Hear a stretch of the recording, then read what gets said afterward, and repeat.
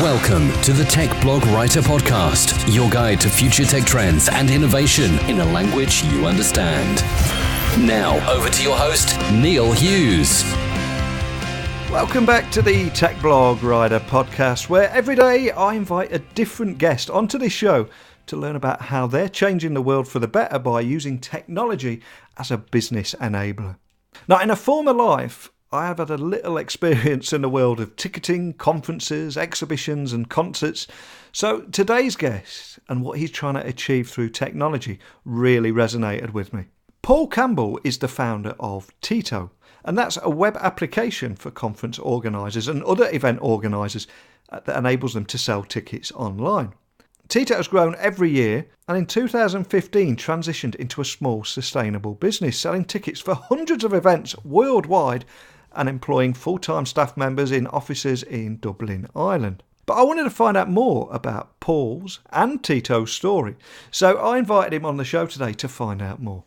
So buckle up and hold on tight as I beam your ears all the way to Ireland so we can speak with Paul Campbell, founder of Tito. So a massive warm welcome to the show, Paul. Can you tell the listeners a little about who you are and what you do? Yeah, my name is Paul Campbell and I run a company called Tito, which is software on the internet for selling tickets, mostly at the moment to conferences and predominantly tech and tech industry conferences. That's where our early market is. I was an art student and I turned to software engineering basically alongside my learning and my studies, and I came out of college programming and eventually heading to lots of different events, and through that took me through a roller coaster of becoming obsessed with the idea of great experiences. And so I then ran a few events, and the premise of those events was around bringing great experiences to attendees based on a number of different factors, and that then basically came into Tito to produce software around the idea of putting experience first. So that's my little sales pitch. Now, I do have quite an overactive imagination. So Tito was born from great experiences. So did the name originate from a Jackson 5 concert a few years ago? Or am I way off the mark there? Tell me about the name. The name is really boring. I remember thinking that Skype was a brilliant name and then looking up how the name came to be, and it was just simply Sky and IP put together, as in like Internet Protocol in the cloud, and I was so disappointed, and I'm afraid that the Tito name is just as disappointing. It's just tickets to conferences, tickets to events, tickets to... Genius. Love it. So the pronunciation is Tito because that's how you say the name Tito, but there you go. It's a name. There was a little bit of potential controversy based on the Eastern European dictator of the same name. But there was also a character in a Gabriel Byrne movie, one of my favorites as a child, called Into the West. Yes. And one of the main characters in that was called Tito. And it sounds like Tato as in the potato chips or the crisps, but it is in the script as Tito. So if anyone's ribbing me about the dictator, I say, no, it's named after a character from a Gabriel Byrne movie. I love it. Now, I know this isn't your first startup, so can you tell us a little bit more about what put you on this path and also your inspiration?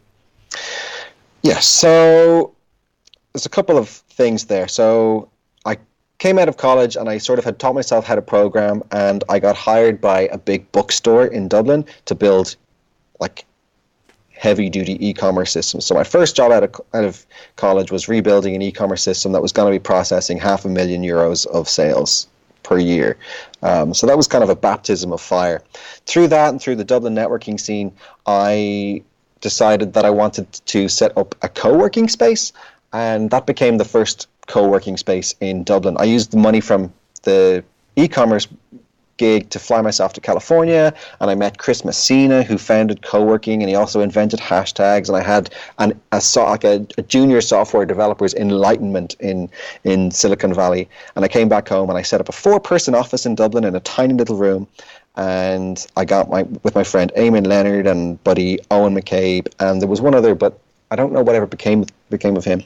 And we set up a co-working space, and even though there were only three of us, a lot of stuff have come out of that. So Eamon built and sold a company called Orchestra.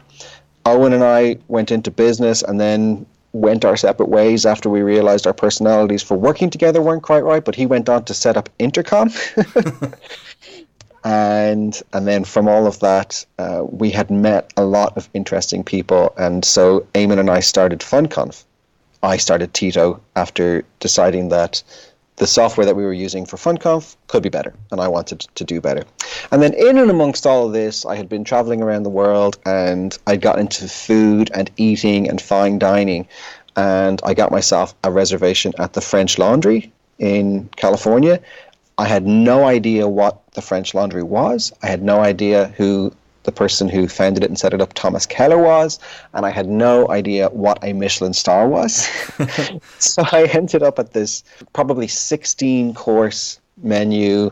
It lasted for 5 hours, and it was just off the charts surreal. And I sort of, and like, in the grand scheme of things, I think it cost $300.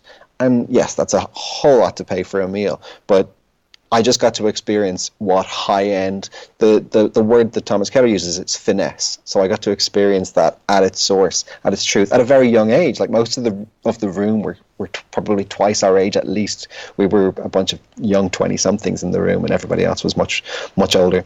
And so that was where my first inspiration for this idea of highlighting the experience it came from. It came from the dining room of the French Laundry in Napa, in the Napa Valley. What a fantastic story, though. It just shows you how, if you're open to things, and how the universe can point you in the right direction. And how absolutely. And there's a sign above the door in the French Laundry kitchen, and it basically says that we try to seek perfection, but we know that we can never get there. So the best that we can do is try to get there, and in the process make people feel like they're at home. And to me, that was just wonderful. Always trying to get somewhere where you know you can never achieve, but in the process bringing everybody with you. And so I just fell in love with that attitude, and that's what I've tried to kind of carry with me since. Incredibly cool. So what made you and your co-founder Doc Parsons team up to highlight and support the innovation efforts that are taking place in the event management space? So you're there, you've got this experience and what you want to improve. What made you focus on that event management space? Yeah, so Doc and I would meet each other at conferences, and they would always be these conferences that tended to be a bit less commercial, and the organizers wanted to focus a bit more on the experience. And as we kept meeting at conferences, we realized we shared a lot of worldview. There was also a bit of dissatisfaction. Doc had been running his own business, and I got the sense that he wanted to do something a bit bigger or more ambitious or just out there, or more focused, I guess, on a product. And I'd had a few false starts on my various ventures with the crew that became Intercom. That didn't work out for me. And the subsequent things that I worked on that never really went anywhere. So I was hungry to find somebody who could work with me and build something along a set of shared values. And so both of us were very passionate about events. We kept bumping into each other at events. We were both really into software, and we were really we loved talking about software and hearing about software that could elevate experiences, that could be just more considered. And we would kind of share frustrations about how there's so much crappy software out there. So just a shared passion for software. And then Doc is a huge fan of cycling. But not only is he a huge fan of cycling, he is an avid nerd for brands and cycling brands. His favorite brand is Rafa, and Rafa are they are the Apple of cycling equipment. It's so niche, but they send their clothes to you in packets that are probably wrapped in velvet that was used to caress children. It's the attention to detail is so much, and Doc is into that kind of thing. So just this appreciation of beauty and aesthetics. So we shared that, and then just pragmatically, we're both in very kind of similar life situations, both married and now both with kids, and he's a few years older, so he's a bit further along from me, but that kind of aligned as well. So if ever we are going through issues, it's likely that one or other of us have experienced the issues, so we're able to bring things through. So loads of practical issues, and then just this shared ambition that we can actually produce this software or this product that can actually make things better in this world that we appreciate. And you really are doing just that. I mean, many of us attend various conferences throughout the year, and I hear that your team works with many big conferences and trade shows such as Twilio, Shopify and Strange Loop, to name but a few. But can you tell me more about why these event folks are so loyal to Tito? And what is it that you do that gives your customers so much delight that other solutions can't offer? Yeah, so just thinking about I'm trying to think about this in terms of Doc, because he kind of personifies the moral compass of the company. And I mean, I'm so aligned with his view, but I'm trying to think what he actually brings to the table. And I think what it is that if you sit down with Doc, and I like to think myself as well, but definitely with Doc, and talk about an event experience or talk about a software experience, you leave the conversation with the impression that he really, really cares about all of the details that you've discussed.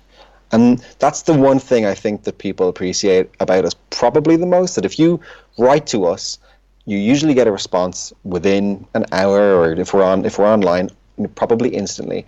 And we never dismiss anything, and we take in every request, and we try to show, and as I say, we try to embody the fact that we really, really care about all of our customers. We really care about the details. We care about helping folks. We care about getting things right. So caring, the abstract caring, I think, is the number one. And then, like I said, we put so much effort into customer support.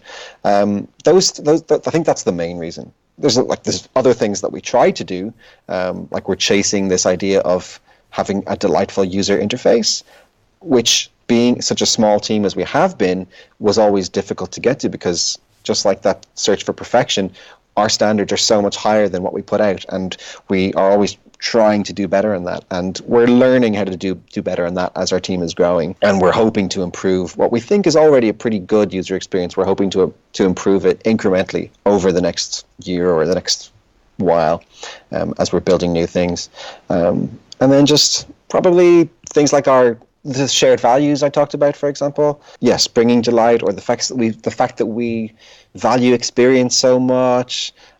We care, and we care about making people better at their job. Like we want to help people be better organizers, and that's what I think people really appreciate.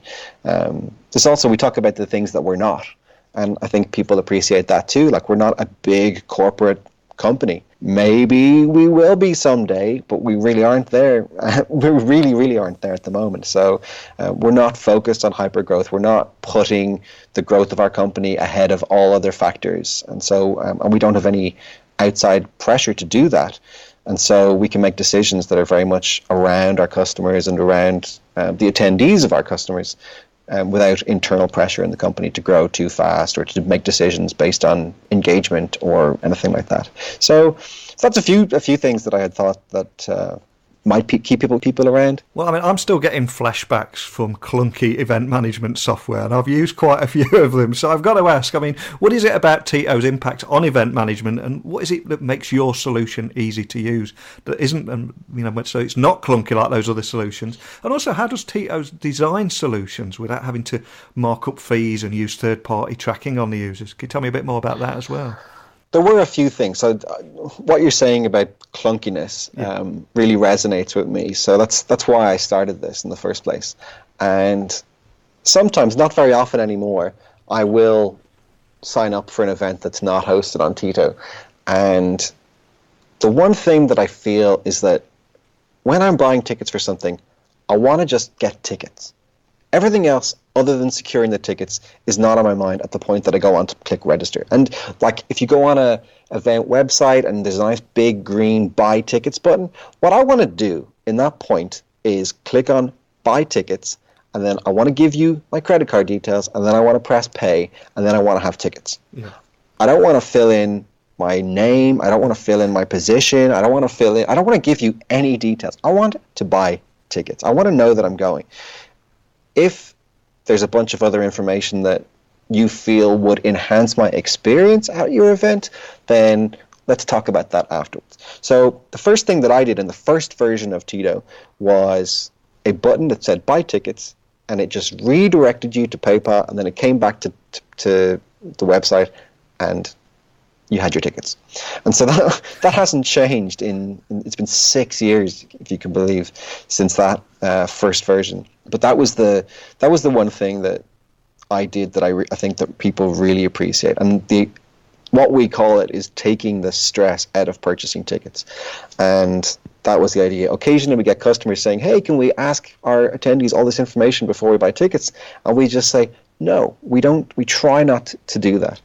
And then do we lose some customers out of it? Maybe, but we think that asking for all this information up front is an anti-pattern. We think that it's something that people accept because everybody does it, and everybody does it because they get away with it. And what we try to do is to say, no, this is silly. Let's rethink this. Let's make things simple. Let's take as little information up front, and then let's have a negotiation about information later.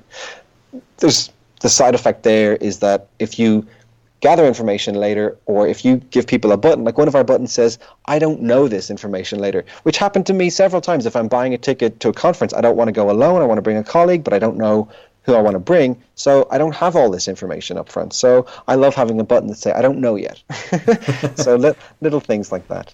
And then in terms of tracking, that's just a decision. I mean, the same principle comes into this, is that the reason that tracking proliferates on the internet is that people did it and there were no consequences to them doing it. Then everybody started doing it. And because everybody started doing it, there is just this acceptance that it's okay. Mm-hmm. But it's not okay.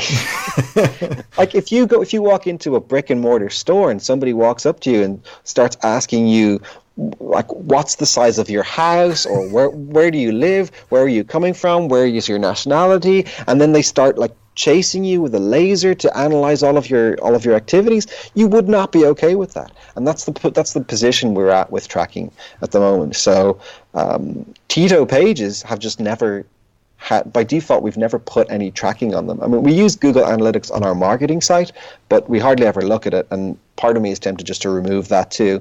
But we don't track. We don't do eye tracking. We don't do heat map tracking. We don't put any third-party tracking scripts on our event pages at all. And you know what? The page loads faster, and I don't lose any sleep at night without this data.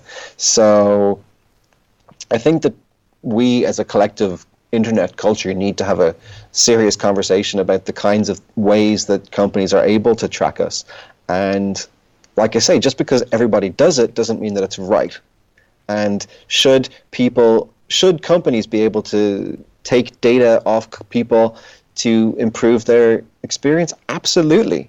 But I don't think that it should be a free-for-all, which is what the internet currently is. So we've talked about the problems and we've focused on those problems a little bit, and we've probably got a few people listening in the event industry. So can you help anyone listening visualize this brave new digital world where event managers have no pain points from start to finish, meaning gorgeous UI, transparent and trusted online ticket experiences, and it's just an absolute joy, which is not what many people are experiencing at the moment?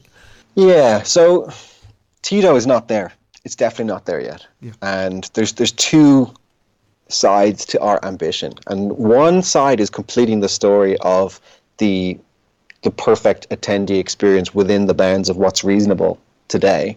And then the second is like greenfield stuff. So I think we'll just focus on what's possible today. Yeah. And we provide this smooth, seamless checkout experience. I mean, that's basically what Tito has done and what it continues to do. And I think that's what brings people back.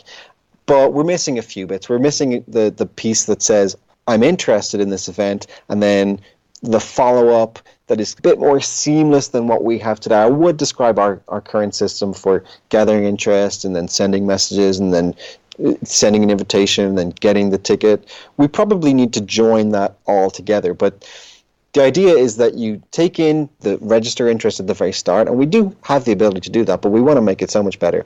And then you are able to have a conversation with the people who are interested rather than just a broadcast. So that's the way we're thinking about that. It's like this flow of a person from being interested in an event, then being part of a conversation or a community rather than just being marketed to, all the way to becoming an attendee, and then after they're an attendee to, again, continue the conversation.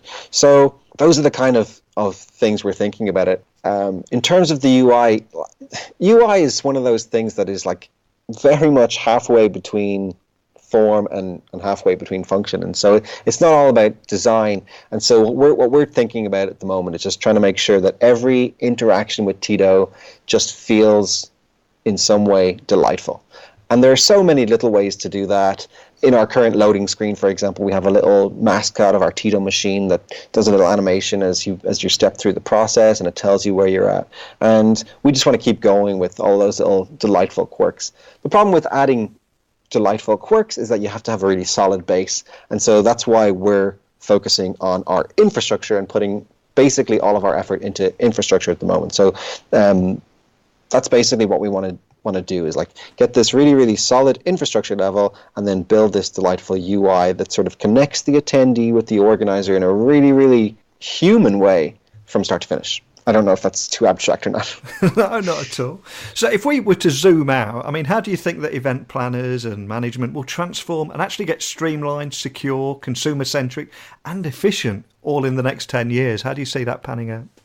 So I have a speaker in the room that I'm in here, and I can say, I won't say it because it'll probably trigger, but I can ask it to play some music.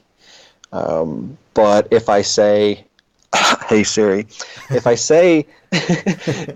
If I say the wrong thing, it doesn't get it. So it's not all that smart. But I think that the ultimate ideal for future thought for these kind of things is something like, hey, I want to go to WWDC. And then your voice assistant or whatever asks you 3 questions, and you've got tickets, you've got your hotel booked, you've got your flight booked. It's all just taken care of. So to me, that would be the ultimate manifestation of how the most seamless event experience would happen. And then there's like a whole extra element that could be added on, which is about how people interact and how... Well, let's just stick with people, because at most typical conferences there are attendees and there are organizers and there are sponsors. But at its root, there are people. So on the one hand, it should be to doing anything, interacting anything with event registration or hospitality software should be as simple as just like press a button and it gets taken care of, based on preferences. And we see the likes of Ryanair take a baby step into this with having express booking or one-click booking, and Google Flights and things have done things like this as well, by taking all of the hassle and upsell out of booking flights. But really, the logistical last mile problem of doing all of the booking and hotel flights and booking is complex. But logically, it's very simple to say, I like hotels within this price range, within this distance from an event.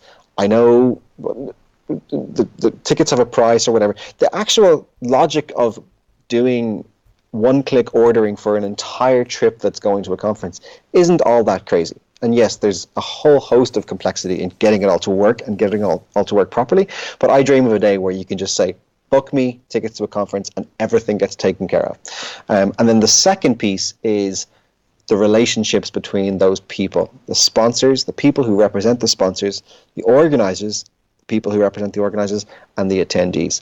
At the moment, there's an imbalance because you have sponsors and they're the customer of the organizer, sort of. They're the organizer's customer, but the attendees think that they're the organizer's customer. And so sometimes you get events where the interests of the sponsors and the organizers and the attendees aren't necessarily aligned so that everybody feels like they're all pointing in the same direction. I believe that there is probably a technological solution to solving that, and it would be around encouraging and facilitating better relationships between sponsors. And so if you go to a conference and you have the right tools and you have the right alignment, you would go to the conference and feel like you got so much more value out of a conference than you would have had you just shown up and walked around or just attended the sessions or whatever. So again, I'm speaking in kind of abstract terms, but that's the way I feel it ought to go. And so to power all of that, I believe it requires a rethink of how kind of hospitality infrastructure works. And so we're very much thinking about it on an infrastructure level. And after all this talk about conferences, I also heard that you're hosting your very first user conference. And I think that's in September the 24th to the 25th. You've got a great lineup of speakers. But I've got to ask, I mean, why choose Chicago when I think you're based in Dublin? And what are you hoping that your attendees will take away by attending this year? Yeah, so we're huge fans of, as I mentioned earlier, WWDC, for example. The it's not a great example because it's been going for years and it's hugely established and it's Apple. But for example, one of our customers is Twilio, and they have their big Signal conference every year. And it's a great model. I really like the idea of a company going out there and putting themselves out and meeting customers. And so we thought that we ought to do it ourselves. And what better way to do it than hearing stories told from the perspective of event organizers and organizers who produced some really impressive events. So that's the concept behind the conference. We have Hugh Forrest from South by Southwest. We've got folks who, Jessie Char, for example, she runs a conference alongside WWDC during the WWDC week. We've folks from Intercom and Patreon. It's going to be a good show. Chicago. Yes, we chose Chicago. Well, first of all, it's not San Francisco. And we just didn't want to do it in Silicon Valley because that's not our approach. Our approach to business is not the Valley, the hypergrowth, the get big fast, or the VC at all costs or growth at all costs. So it's not San Francisco. Also, it's not New York. I don't really know if New York is the opposite of San Francisco, if it's the opposite coast, but it's not New York. Not that we don't love New York, but Chicago's it's a bit more in the middle. It's a bit easier to fly to. It's the city where a particular recent president was from, so that kind of appealed to us as well. Like just like a little mini political statement where we can. Also, it's a really beautiful city. It's a city that is it's a beautifully designed city. The architecture in Chicago is so good. It's also the home of Basecamp, and Basecamp are one of our heroes and models for how to build a sustainable company based on profits, based on embracing constraints, and of course, out of Basecamp came Ruby on Rails, which is the web framework that we use to build Tito. So there's loads of little reasons that add up to us being excited to go to Chicago. Oh, it's a great approach as well, incredibly refreshing. So before I let you go, is there anything else that you can share with the listeners about your future plans and that grand vision for Tito? Sure. I could say come to admission and you get the full skinny. Teaser, I love it. But the apart from my grand plans, which I feel like I went over the edge a little bit with ambition earlier, but basically what we're looking at short term, as I said, we're looking at our infrastructure. We're looking at an infrastructure level. So we're looking to build out our platform capabilities of the product. And of course, in practical terms, that just means building APIs. So anything our software can do, you'll be able to do using our API. So we're excited to finally get that out. Of course, as the event approaches, we're freaking out that we won't hit our timelines, but what I'm seeing coming in every day is really giving me encouragement. But we've also always provided a fully hosted version, so that's going to live on top of this new infrastructure that we're building. So we're going to be first party consumers of the tech that we're building, and you'll be able to go in and do as ever, build your event site on Tito, but it'll all be powered by this new infrastructure. And so in that terms, like we have always provided like a widget that you can drop into your site. So we want to basically do that, but do it better. And we've built modern versions of our widget capability, and we're really excited to launch that. And as I say, the API is going to be fully documented. And then, of course, because there's an API, you'll be able to build completely white label or completely new things that we maybe haven't even thought about. So that's pretty exciting too. And then, of course, the web as it is becoming is a web of integrations and interaction between various different services. So we're thinking very deeply about that kind of thing as well. So we'll probably preview some of the plans we have around integrations. Excellent. So if there's anybody that wants to buy tickets to your conference and put you to your test and see if they can buy tickets without entering minimal information, can you remind the listeners where they can find you online, and also just contact a member of your team if you've got any questions about our conversation today? Sure. So Tito is at ti.to. That's our vanity domain name, ti.to. The conference, it's called Admission. It's live at 2018.admissionconf.com. If you want to reach out to me on Twitter or directly, you'll find me at PaulCA. on Twitter, and we've got email addresses, so you can contact me directly if you feel on paul@tito.io, or you can contact support@tito.io if you want to ask questions about the product, or sales@tito.io if you want to set up a demo. Fantastic. Well, there's so much I love about listening to you today and everything that you stand for, but it's that turning away from the startup mania and that Silicon Valley approach and just concentrating on sustainable profits and keeping things real. It's just so appealing, and I just love how the whole story behind it and what inspired you to go on this journey. And I think it's a big lesson on just to be open-minded and just go where the universe tells you sometimes and look out for those signs. But more than anything, just a big thank you for coming on. And thank you so much for having me. Really appreciate it. What a great story about a design-led, self-funded company that's aiming to provide a stress-free registration experience for organisers and attendees, and also how it's managed to steer clear of startup mania and doing things a little bit differently. Alternatively, they focused on building a great product that their customers love and are actually laying the foundations of a solid, sustainable business, hopefully for years to come. And over the last 5 years, they've built a growing platform which has proudly processed over 300 million worth of tickets for organisers in 2,509 cities. And let's just let that sink in for a moment.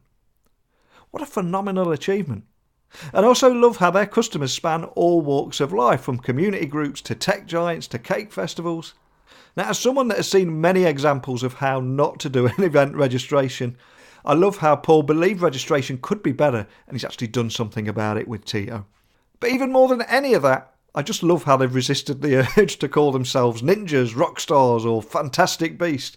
Instead, they prefer humans and humility. And I salute them for just that. So keep up the great work, guys, and I hope to speak with you again in the near future. But what about you listening? What were your key takeaways from today's conversation? Do you work in the event industry? And if you do, this is your true calling to offer your insights and help make this show what it is. So email me at techblogwriter@outlook.com or tweet me at Neil C. Hughes. So please keep those messages and tweets coming in. But I'm afraid I'm out of time. So until next time, don't be a stranger. Thanks for listening to the Tech Blog Writer Podcast. Until next time, remember, technology is best when it brings people together.